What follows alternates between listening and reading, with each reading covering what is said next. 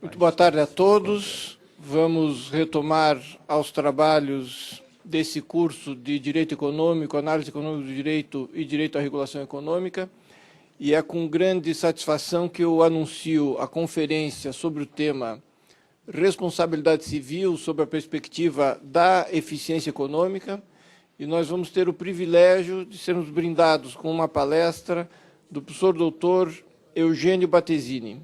O professor Eugênio é doutor em Direito aqui pela Universidade Federal do Rio Grande do Sul, é especialista em Direito e Economia e da Empresa pela Fundação Getúlio Vargas, foi Visiting Research Fellow in Law pela Columbia University, em Nova York, e é professor no curso de especialização em Direito e Economia na Universidade Federal do Rio Grande do Sul. Por isso que, para mim, é uma grande satisfação compartilhar essa mesa e passar imediatamente a palavra ao professor doutor Eugênio. Por favor. Boa tarde a todos. É uma satisfação muito grande estar participando novamente, já é pela terceira vez, assim, eventos de análise econômica do direito, promovidos pela Escola da Magistratura. Eu, em nome saúdo o desembargador Thomson Flores, em nome da escola. Saúdo os coordenadores acadêmicos, a desembargadora Cláudia, o desembargador Fernando, que não está presente no momento. E saúdo os professores visitantes, em nome da professora Paula, que está aqui nos honrando com a presença dela.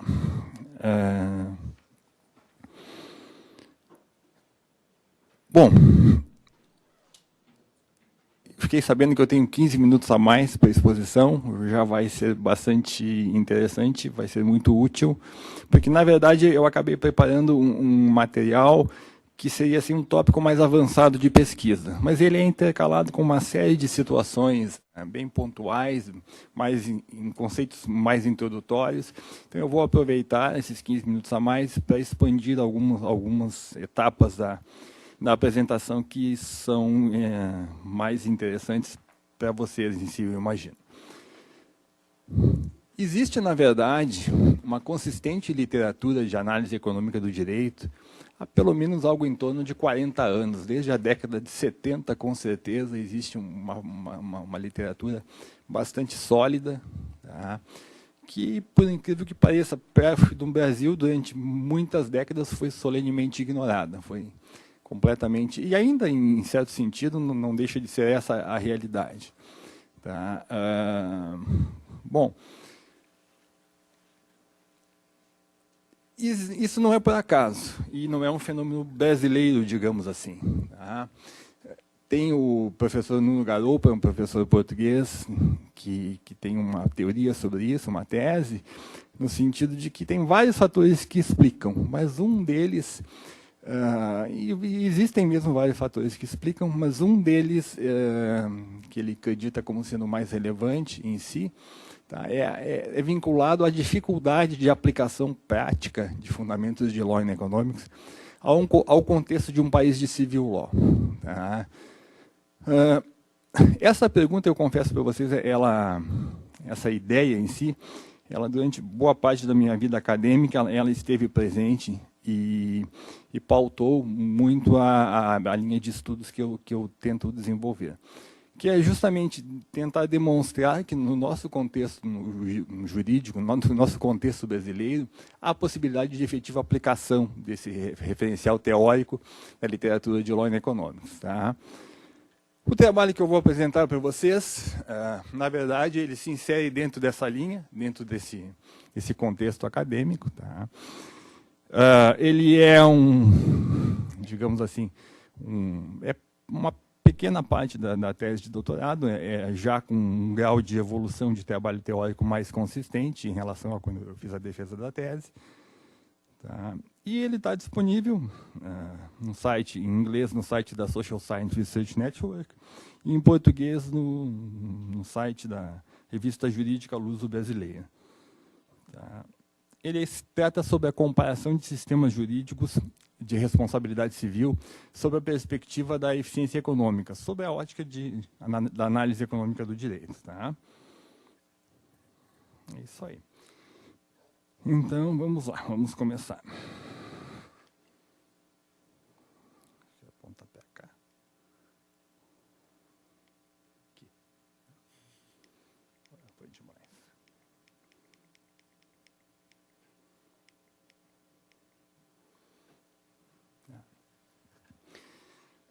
Três perguntas básicas, assim, para começar a introduzir o assunto. Tá? É possível comparar sistemas de responsabilidade civil sob a perspectiva da eficiência econômica? A pergunta que se lança no primeiro momento. Em caso positivo, quais fundamentos teóricos que nós podemos utilizar? E ainda, qual metodologia que nós devemos utilizar para fazer isso? Tá?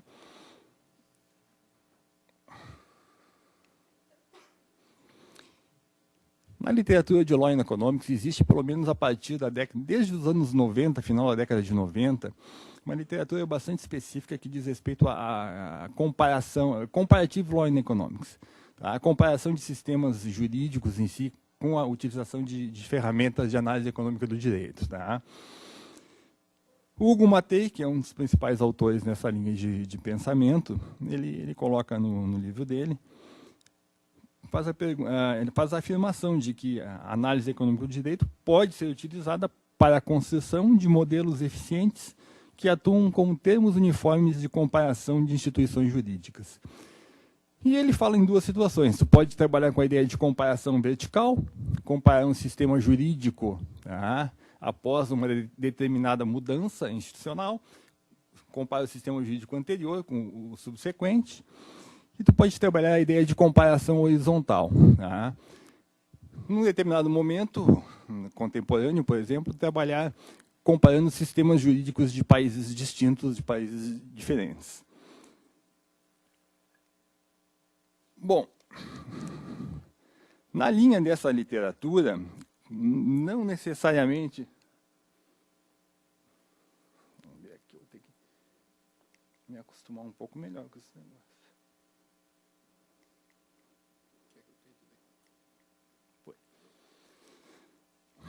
Na linha dessa literatura de Comparative Law and Economics, também na década de 90, final dos anos 90, 4 autores, Laporta, Schleifer, o Lopes de Zelanes e o Robert Binich, desenvolveram uma metodologia comparativa bastante interessante. Tá? O que eles fizeram?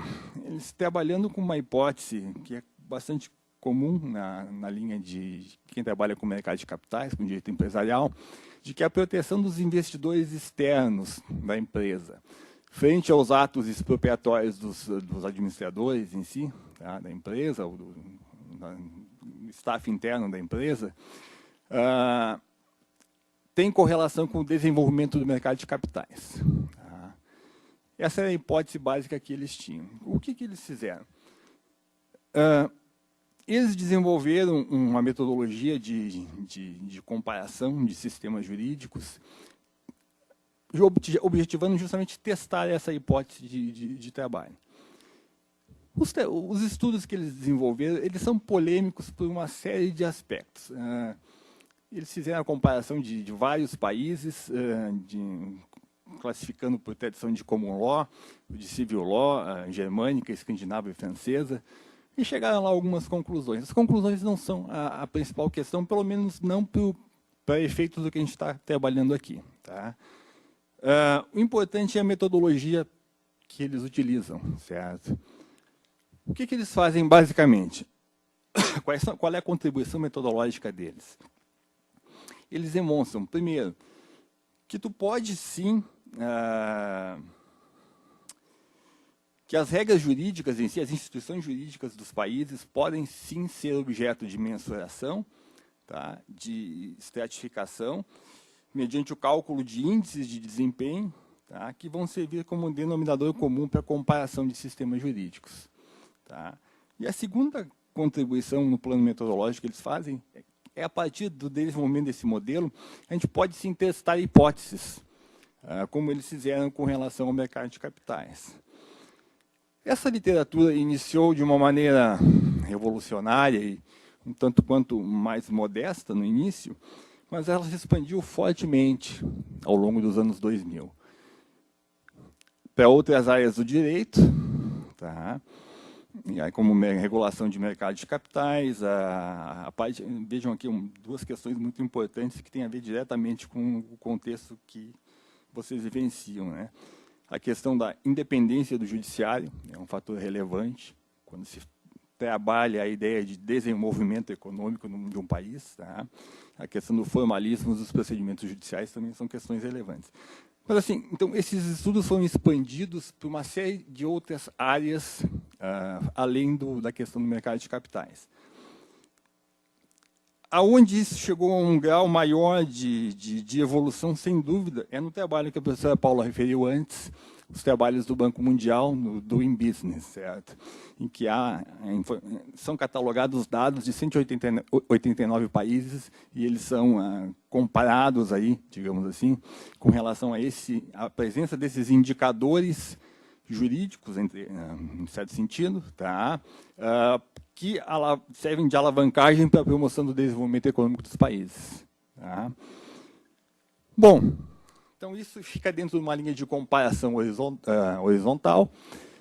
E, além desses trabalhos do Banco Mundial, tem uma literatura em paralelo que foi sendo desenvolvida. E um desses autores é um mexicano, radicado nos Estados Unidos, que faz uma análise vertical do contexto brasileiro de mercado de capitais, desde a legislação, desde a edição do Código Comercial até a lei de recuperações judiciais agora recente. Tá? Mais ou menos esse é o contexto de desenvolvimento dessa literatura. Duas questões. Fazer esse tipo de comparação no campo da responsabilidade civil, até onde eu sei, ninguém fez. É uma coisa nova, digamos assim. Tá? E mais, com exceção desse trabalho do Mussáquio, até onde eu saiba, pouco tem sido feito em termos de contexto brasileiro. Então, o trabalho em si que eu vou apresentar, ele se insere mais ou menos neste panorama aí. É um trabalho de comparação de sistemas, que eu vou trabalhar com duas hipóteses básicas de trabalho. A primeira delas tenta aferir a questão da consistência teórica do Código Civil de 2002, isso na parte de responsabilidade civil, tá? Frente ao Código de 1916. Tá? E a segunda hipótese de trabalho é a consistência teórica do Código de 2002 frente aos princípios de direito europeu de responsabilidade civil e frente aos Restatements of Law dos Estados Unidos. Tá? Aqui tem duas questões, então, que eu quero tratar de uma maneira um pouquinho mais pormenorizada. Para que vocês tenham uma ideia, na União Europeia, se está num processo de harmonização legislativa bastante intenso, bastante forte, e se trabalha, inclusive, com a ideia de um Código Civil unificado nos países da União Europeia, e foi criado, entre as várias comissões, os vários grupos, um grupo de trabalho especificamente para a parte de responsabilidade civil, que desenvolveu os princípios de direito europeu de responsabilidade civil. É um grupo composto por especialistas de vários países europeus em matéria de responsabilidade civil, que publicou estes princípios, que são algo, digamos assim, análogo a uma proposta de artigos de lei para fins de um Código Civil na parte de obrigações de responsabilidade civil. Nos Estados Unidos, não existe Código Civil, até existe na Louisiana, na Califórnia, mas assim, não existe nada parecido com o Código Civil. O mais próximo é, são os Restatements of Law, que, na verdade, é uma compilação feita por profissionais destacados de diversos pontos do país, tá? Das melhores práticas, best practice, vinculadas às várias áreas do direito em si, inclusive a parte de responsabilidade civil. Tá? Então, esses são dois institutos jurídicos relevantes, na minha avaliação, com os quais a gente vai tentar também fazer a comparação do Código de 2002 brasileiro. Tá? Como é que é a exposição em si? Trabalha com uma exposição em duas etapas. Primeiro, vamos determinar as variáveis que nós vamos analisar, e aí a análise econômica do direito pura, digamos assim. Tá? E segundo, vamos trabalhar com o cálculo dos índices de desempenho dos diversos sistemas analisados. Certo. Eu acho que eu esqueci de passar aqui.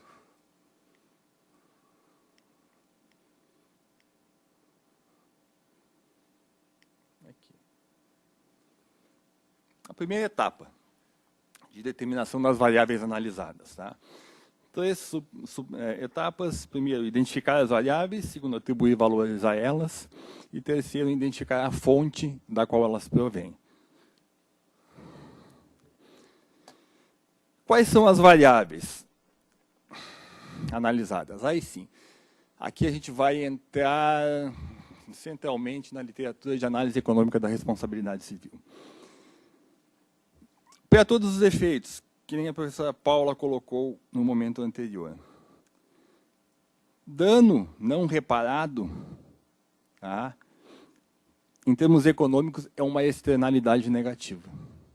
Esse é um problema de dinâmica de funcionamento do sistema econômico bastante grave, bem complicado. Tá? Do ponto de vista jurídico e também econômico, qual é o instrumento por excelência para a reparação do dano e para a correção de externalidade negativa? É responsabilidade civil. Então, as normas de responsabilidade civil, em certo sentido, elas atuam como instrumento de correção de externalidades negativas. Bom, isto explica em grande parte o porquê que a responsabilidade civil foi o primeiro campo analisado do direito analisado com sucesso sob a ótica de análise econômica do direito. E por que nós temos consistente literatura desde o início dos anos 70, os trabalhos do Richard Posner e do professor Guido Calabrese, com certeza, e por que nós temos uma literatura consolidada, pelo menos a partir do ano de 87, da década de 80, os modelos de causação unilateral e bilateral do Stephen Charvel, tá? que, na verdade, é o referencial teórico básico que se usa assim, para a maior parte das análises no campo da análise econômica da responsabilidade civil. Bom, aqui uma questão importante e um esclarecimento, digamos assim, introdutório. Qual é o objetivo em si dessa literatura? Promoção da justiça? Em parte também não deixa de ser. Tá? Mas assim, o objetivo está mais vinculado a questões econômicas. Tá? O objetivo ele é minimizar custos com acidentes. Tá? E o outro objetivo é maximizar o bem-estar social, tá? Como a professora Paula falou no momento anterior. A partir dessas propostas em si, né, o que essa literatura faz? Ela analisa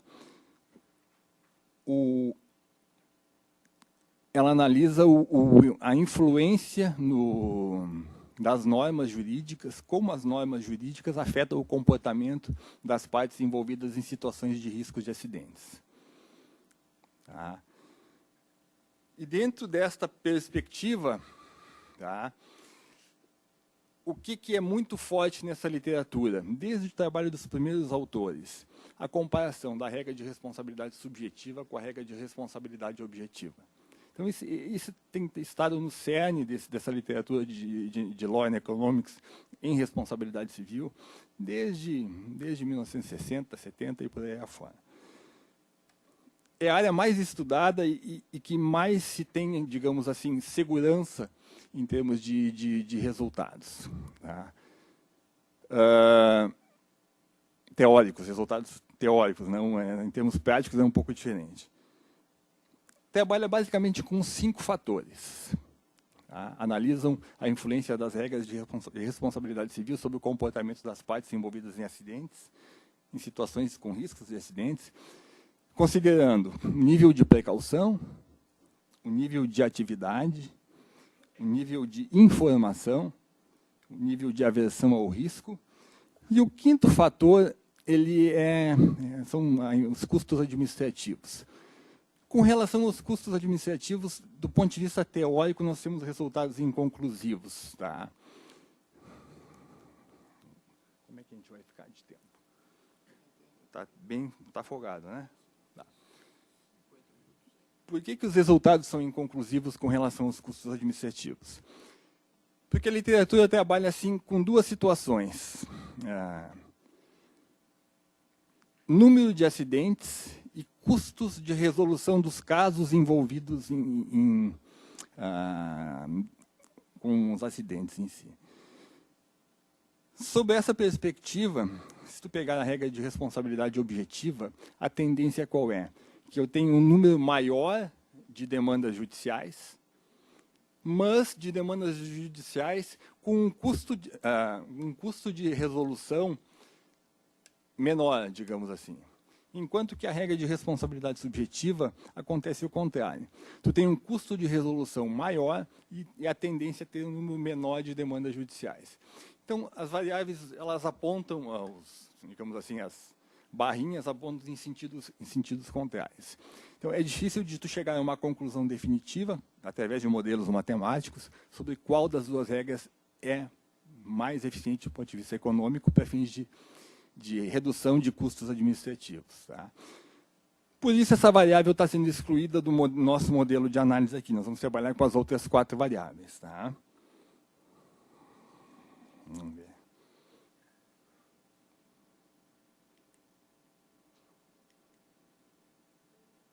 Ok.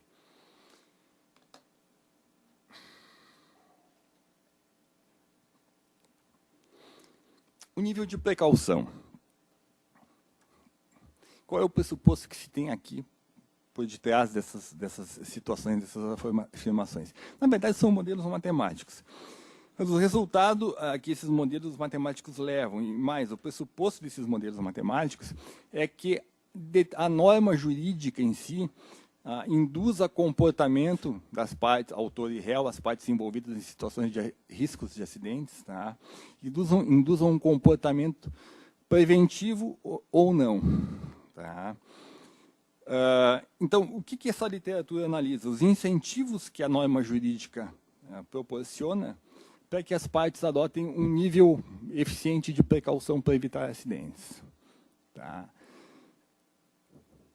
Comparando duas regras, a responsabilidade subjetiva e a responsabilidade objetiva. Basicamente, quais são as conclusões dessa literatura aqui? Bom, primeira delas, nós temos uma regra, que é a regra de negligência, a responsabilidade subjetiva, que é uma regra extremamente eficiente para controlar o nível de precaução do autor e da vítima.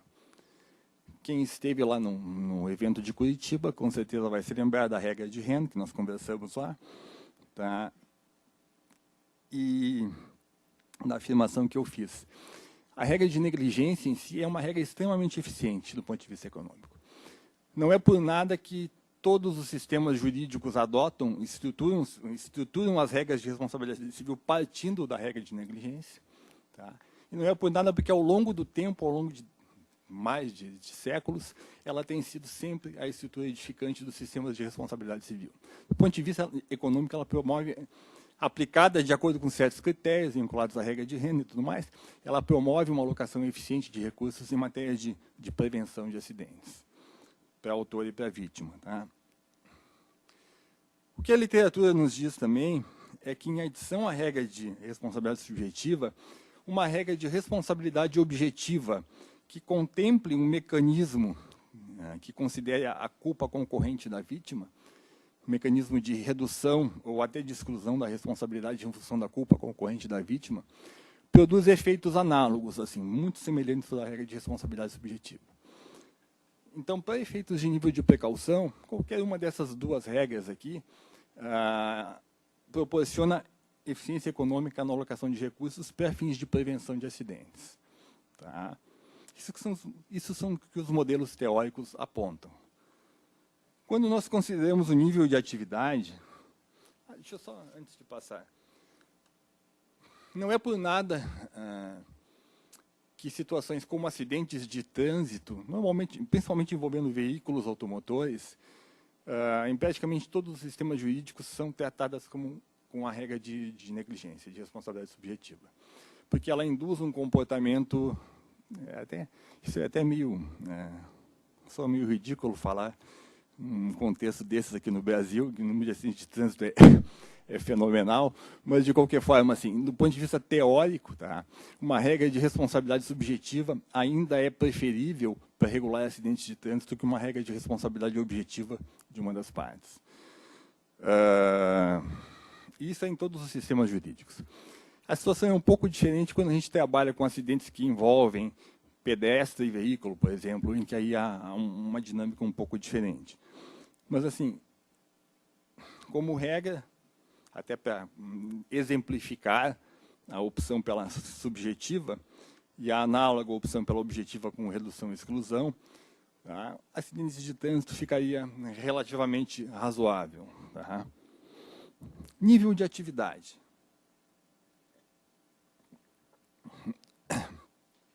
O que essa literatura faz, além de se preocupar com o nível de precaução? Se preocupa com o controle do nível de atividade de risco, nível de atividade perigosa desenvolvida por uma das partes, pelo autor. Tá? Com a adoção de uma regra que induza o autor, digamos assim, a limitar determinada atividade que implique um risco muito acentuado para a sociedade.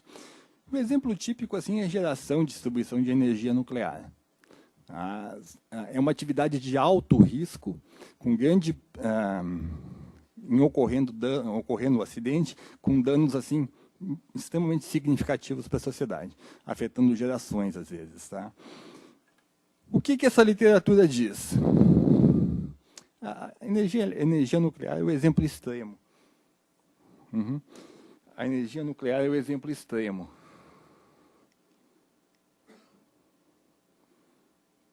Tá? Nós temos várias outras situações, que nem mineração e outras atividades, que se enquadrariam neste contexto aí também. Mas o que a literatura diz? Neste tipo de situação, em que há necessidade de controlar o nível de precaução do autor e da vítima, e também o nível de atividade perigosa desenvolvida pelo autor, nós temos uma regra só, que ela apresenta resultados eficientes, que é a regra de responsabilidade objetiva, admitindo a redução ou a exclusão em função da participação da vítima, em função da culpa da vítima. Tá? Qual é a outra situação? O outro... Estou apanhando por esse controle aqui. Não sei se eu estou apontando... agora foi. Qual é a outra variável analisada por essa literatura? A questão da distribuição da informação, que nem a professora Paula falou ali antes. Tá? Situações nas quais há uma assimetria muito grande de informações entre uma parte e outra, tá? Essa literatura trabalha com a hipótese de que a regra de responsabilidade civil vai exercer influência para que a parte que detenha um conjunto maior de informações disponibilize essas informações para a parte que não detém, reduza a assimetria de informação, tá? E vai acabar tendo efeitos preventivos, digamos assim, também, certo? O exemplo característico é a relação de consumo, em que o fabricante tem um conjunto de informações relevantes sobre a segurança do produto, muito mais significativo do que o consumidor. Para essas situações, o que essa literatura diz também? Que a regra de responsabilidade objetiva com redução e exclusão por culpa da vítima é uma regra eficiente, do ponto de vista econômico. Tá? A subjetiva não é, assim como a subjetiva não é para controlar o nível de atividades perigosas. Isso os modelos mostram. Tá? E a quarta variável, o quarto fator, é o nível de aversão ao risco.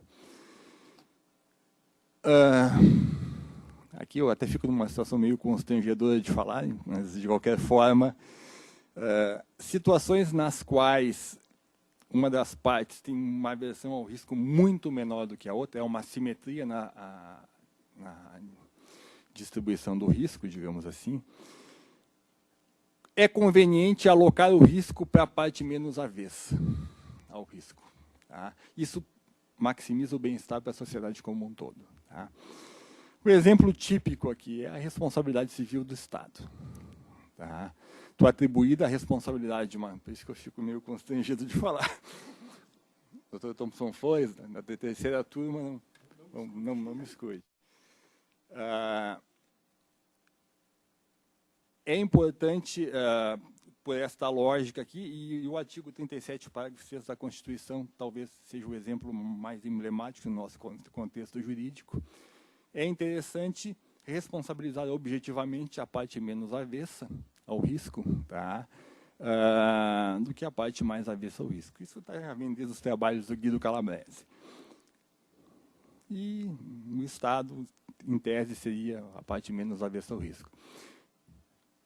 Desde que tu admita também, para que haja essa eficiência alocativa, admita também a possibilidade de reduzir ou excluir a responsabilidade de acordo com a participação da vítima. Tá? Então, estes são os 4 fatores sobre os quais nós temos assim modelos matemáticos que atestam, digamos assim, que nessas 4 situações, nessas 4 variáveis, as normas jurídicas, uma ou outra, propicia a alocação eficiente de recursos na economia, propicia a maximização de bem-estar social, tá? Que é o objetivo dessa literatura. Bom, a questão de atribuição de valores. O meu modelo é muito rudimentar, é muito simples. Esses modelos do Laporta, do Schleifer, são bem mais complexos. Mas o meu é bem simples, é um modelo binário. Se o sistema contempla a regra, é o ponto 1, se não contempla a regra, não é o ponto 0. Tá? As fontes, nós já enunciamos o Código de 16, o Código de 2002, os princípios de direito europeu de responsabilidade civil, os restatements of law. Certo?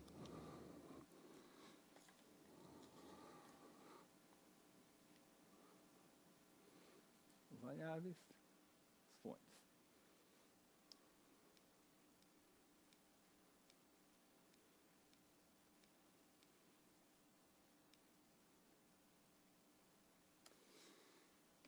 O que nós vamos obter quando nós realizamos a comparação do Código de 16 com o Código de 2002 com relação a essas variáveis que eu enunciei? Tá?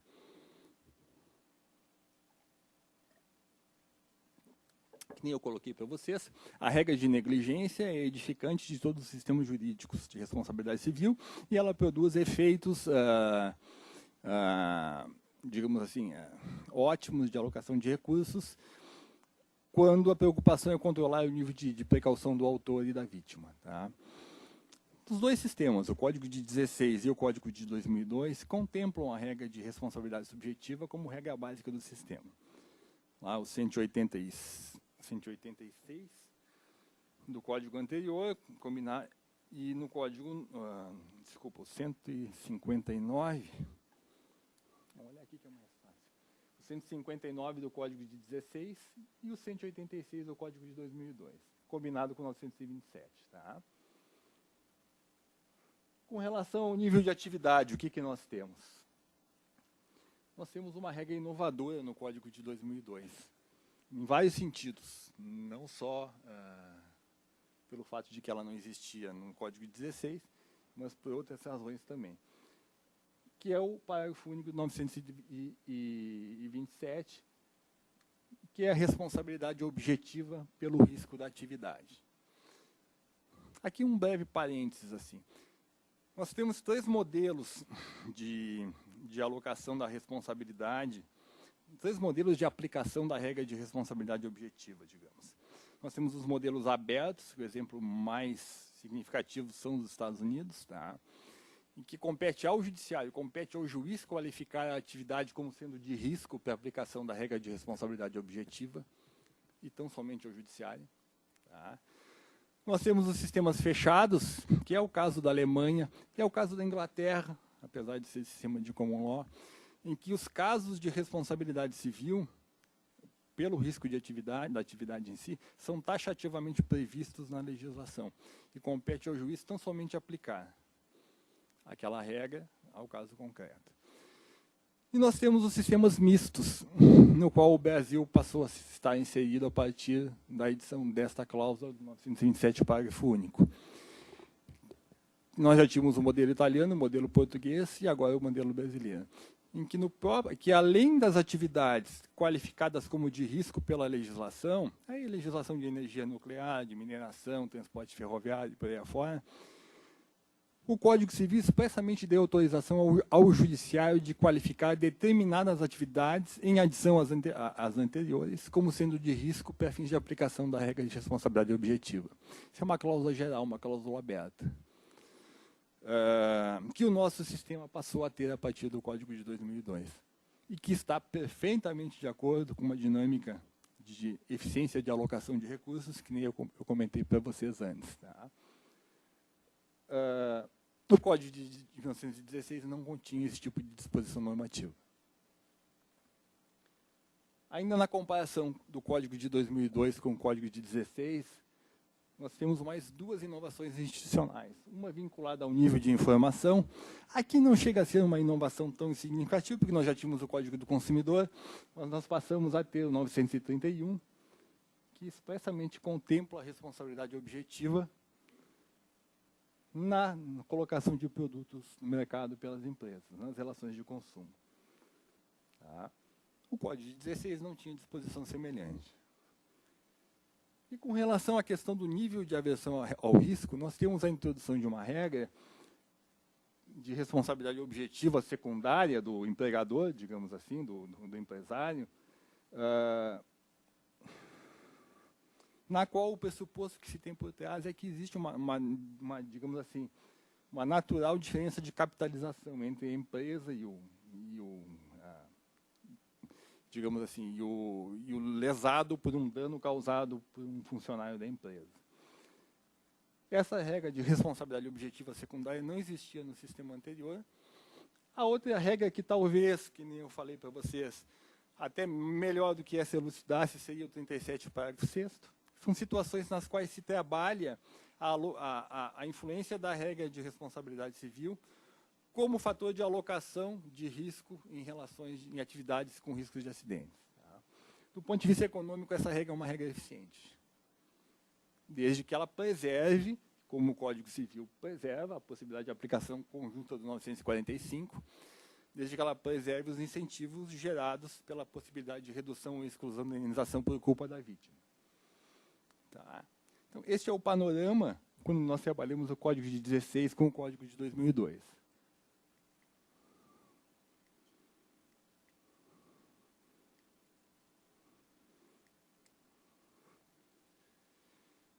Quando nós trabalhamos o Código Brasileiro de 2002 com os princípios de direito europeu de responsabilidade civil, acontecem algumas situações diferentes. Os princípios de direito europeu de responsabilidade civil, com relação ao nível de atividade, prevalece a mesma lógica que nem eu disse para vocês. A regra de negligência é uma regra eficiente no controle do nível de precaução das partes e ela está presente em todos os sistemas jurídicos. E ela é a regra básica também nos princípios europeus de responsabilidade civil. Tá? O artigo 4.101. Quando nós trabalhamos o nível de atividade, aqui nós temos uma diferenciação. Aqui não, aqui ainda é a mesma coisa. Com relação ao nível de atividade, os princípios possuem uma cláusula expressa semelhante ao artigo 927, parágrafo único, que impõe a responsabilidade objetiva em atividades anormalmente perigosas. Tá? Atividades de alto risco.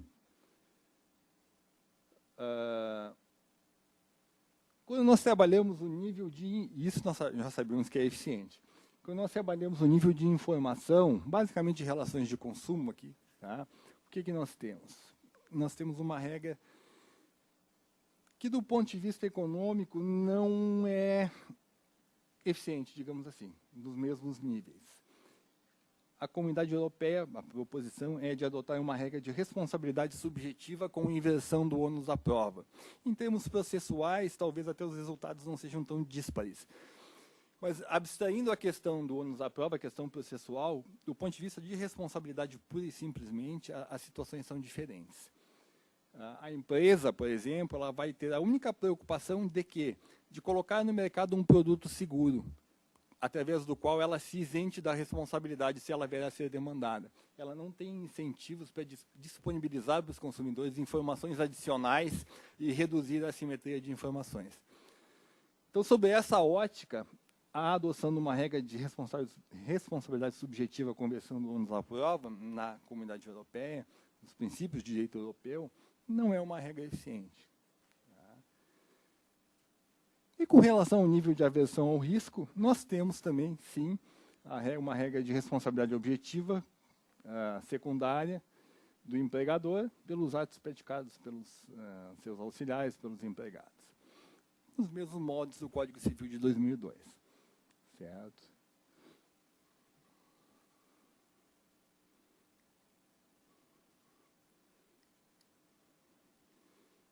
Que baile que esse negócio está me dando. Quando nós trabalhamos os restatements of law norte-americanos,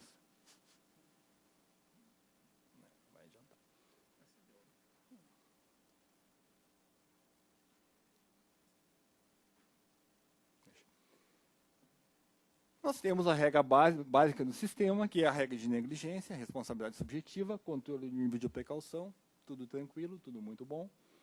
Com relação ao nível de atividade, nós temos nos statements expressamente uma cláusula geral de responsabilidade objetiva pelo risco da atividade, o parágrafo 20 dos statements.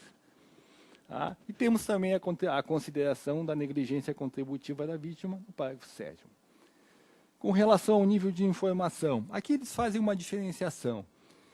Eles trabalham em relações de consumo a ideia de defeitos de fabricação, defeitos de design e defeitos de instrução inadequada. Tá? Bom, vamos simplificar aqui, vamos dizer, defeitos de fabricação. A regra lá é, sim, responsabilidade objetiva do fabricante. Tá? Nas outras duas, há uma certa controvérsia doutrinária, jurisprudencial, mas até a tendência tem sido em adotar uma regra de responsabilidade subjetiva. Mas com relação a defeitos de fabricação não há dúvida. A regra é a responsabilidade objetiva. E é uma regra eficiente, que nós verificamos, desde que se possa considerar a negligência contributiva da vítima. E com relação ao nível de aversão ao risco, também existe nos restatements uma norma clara, expressa, o parágrafo 7º.03, que fala, vicarious liability, que eles chamam lá, uma responsabilidade objetiva secundária do empregador pelos atos praticados pelos empregados frente às vítimas de acidentes. Então, este é o panorama que nós temos, quando trabalhamos Código de 2002, Código de 16, Princípios de Direito Europeu e Restatements of Law. Tudo isso à luz da análise econômica do direito da responsabilidade civil. Tá?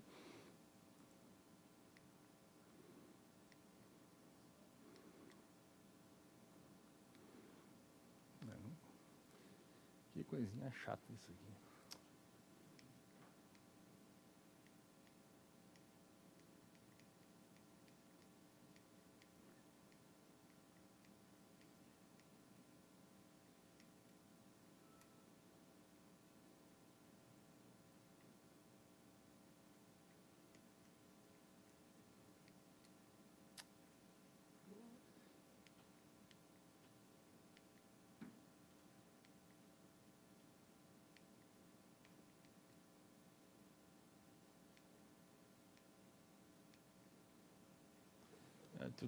Passa aí para mim, fica mais fácil. Vai seguindo, mais um pouco.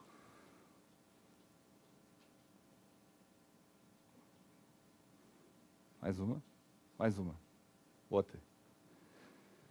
A segunda etapa do nosso procedimento de estudo aí, qual é? Calcular os índices de desempenho. Tá? Os valores individuais das variáveis em cada sistema e os índices agregados de avaliação. Passa mais uma? Apesar dos nomes pomposos, no nosso caso é um procedimento relativamente simples, simplório até. Tá? Então, quando tu compara o Código de 2002 com o de 16, tá? Tem os determinadas variáveis, a pontuação específica do Código de 2002 e o Código de 16. O Código de 2002 ele é sensivelmente digamos assim, pró-alocação eficiente de recursos na sociedade, frente ao Código de 16. Tá? Passa mais uma? Quando nós trabalhamos o Código de 2002 com os princípios de direito europeu e com os Restatements of Tort Law, nós vamos verificar o quê? Os restatements apresentam uma certa deficiência com relação ao controle do nível de informação nas relações de consumo, que os princípios de direito europeu, que os restatements of law não apresentam. Então, essa aqui é a pontuação dos 3 sistemas. Passa mais uma? Já vou concluir, até para não...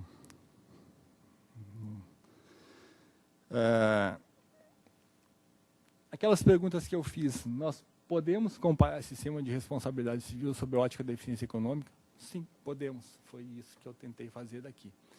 Tomando como base essa literatura toda que existe de Law and Development, de análise econômica do direito.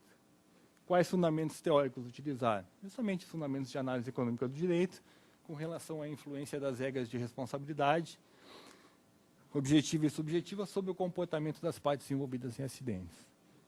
Metodologia, essa metodologia de Law and Finance, Law and Development, como se queira chamar. Passa mais uma? O que a gente pode concluir? Eu propus 2 hipóteses básicas de trabalho. Analisar uma comparação vertical a consistência teórica do Código de 2002 frente ao de 1916. O Código de 2002 é uma sensível evolução institucional. Frente ao Código de 1916, pode-se afirmar de maneira taxativa que, sob a ótica, sob a luz desses fundamentos teóricos de análise econômica do direito, o Código de 2002 ele está muito à frente do que estava o Código de 16. Tá? Pode parecer óbvio essa resposta, depois disso tudo que eu falei. Pode se continuar questionando por outras perspectivas, pode até não ser uma resposta hoje muito interessante, mas eu me recordo que eu passei 10 anos da minha vida acadêmica dentro da faculdade, escutando gente dizendo, o Código de 16 era melhor, o Código de 2002 é melhor, porque esse aqui tem influência italiana, por tudo quanto é razão. Bom, o que eu fiz aqui, e tinha feito na tese já essa parte, eu demonstro, assim, usando critérios objetivos vinculados à análise econômica do direito, eu posso afirmar de maneira taxativa que o Código de 2002 é, sim, uma evolução institucional significativa no campo da responsabilidade civil. Tá? Passa mais uma. E se a gente faz uma análise mais abrangente, como eu fiz aqui, tá? Testando a consistência teórica do Código de 2002, com 2 institutos jurídicos assim fortemente e expressamente influenciados pela literatura de análise econômica do direito, que é o caso dos restatements, que é o caso dos princípios de direito europeu de responsabilidade civil. Tá? Nós temos um instituto jurídico que está alinhado com esses institutos, digamos assim, que podem ser qualificados como os de ponta em matéria de responsabilidade civil.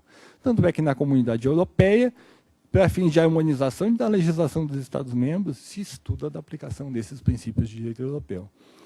Tanto é que nos Estados Unidos, em termos de sistematização do que acontece em todos os estados, através dos Statements of Law, se chega a esses resultados.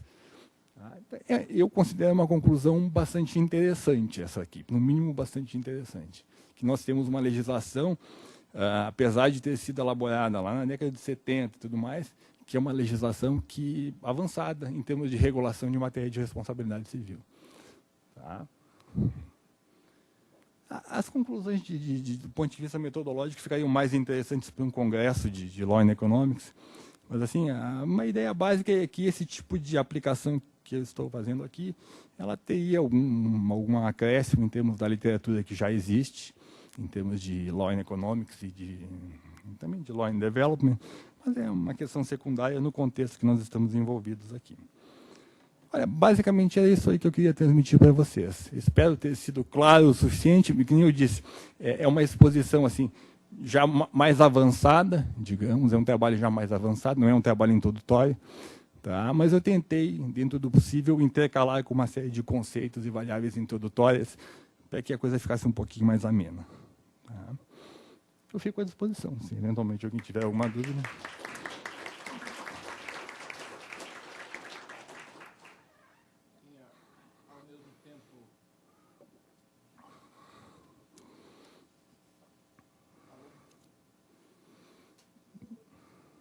Pega aí. Ao mesmo tempo em que eu agradeço ao professor Eugênio pela exposição, nós ainda temos algum tempo para discutir alguma coisa. Se os senhores quiserem fazer alguma pergunta, fazer alguma colocação, ainda tem. Porque nós temos várias hipóteses de responsabilidade objetiva e subjetiva, né? Uma coisa que nós estávamos conversando antes da palestra, no que diz respeito à responsabilidade objetiva das pessoas jurídicas na lei anticorrupção, né? Que é uma coisa bastante peculiar, né? A empresa tem que organizar um sistema de compliance que faça com que, se porventura ocorrer algum ato de corrupção por parte de seus funcionários, ela, empresa, denuncie. Muito obrigado. Ela, empresa, denuncie o ato de corrupção que vai criminalizar o funcionário para que ela, empresa, não sofra a sanção objetiva pela não detecção. E ainda assim vai poder sofrer alguma sanção. Se porventura, inclusive no que respeita, no limite, à desconstituição da personalidade jurídica, né? Nós temos 3 níveis de proteção à personalidade: o nível integral, para aquela que cumpre a função social, o nível intermediário de desconsideração do ato e o nível integral da desconsideração da pessoa ela mesma. Então, tem bastante coisa. Eu imagino, não sei se o professor Eugênio já me debrucei sobre o tema, com certeza. Mas é uma coisa muito... Mas ele, em parte, não deixa de ter conexão com essas variáveis. Exatamente. Do vicarious, da responsabilidade da pessoa por ato do emprego, né? Exatamente. Já fica bem na questão do nível de aversão ao risco, ali, por outra razão, mas se enquadra. E a questão de eventualmente controlar o nível de atividade perigosa, se tu substituir aí o perigosa por corrupta, eventualmente... Exatamente. É um perigo tão intenso ou maior que os outros. Por favor. Diga, Paulo.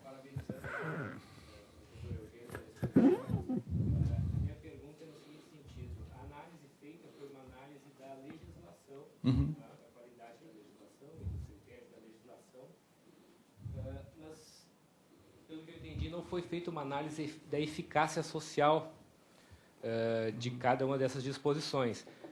O que me parece que o Código de 16 ele já vinha sendo muito mudado pela jurisprudência, né? Então, casos de responsabilidade subjetiva se transformaram jurisprudencialmente em responsabilidade objetiva. E, em relação ao Código de 2002, a minha pergunta é nesse sentido.